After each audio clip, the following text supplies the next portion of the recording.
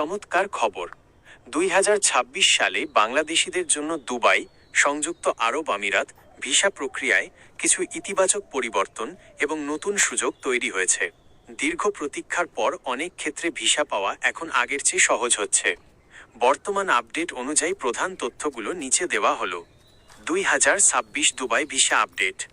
বর্তমানে বাংলাদেশিদের জন্য বেশ কিছু ক্যাটাগরিতে ভিসা কার্যক্রম সচল রয়েছে, তবে মনে রাখবেন নিয়মগুলো মাঝে মধ্যেই পরিবর্তিত হয়। ট্যুরিস্ট বা ভিজিট ভিসা বর্তমানে 14 দিন, 30 দিন এবং 60 দিনের ভিজিট ই ভিসা চালু রয়েছে। অনুমোদিত ট্রাভেল এজেন্সি বা এয়ারলাইন্সের মাধ্যমে আবেদন করা যাচ্ছে।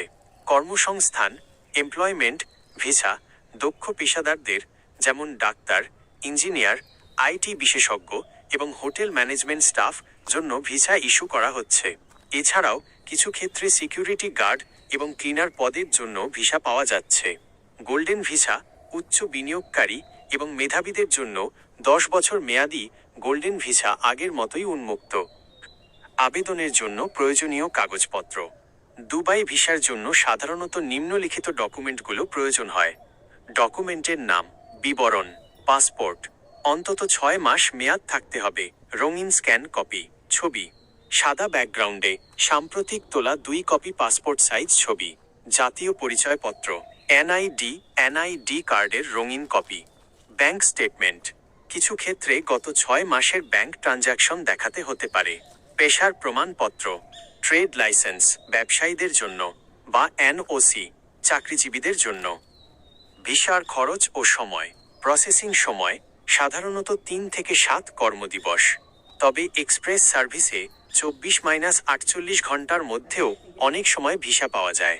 ভিসা ফি ভিসার ধরন ও মেয়াদের ওপর নির্ভর করে ফি ভিন্ন হয়।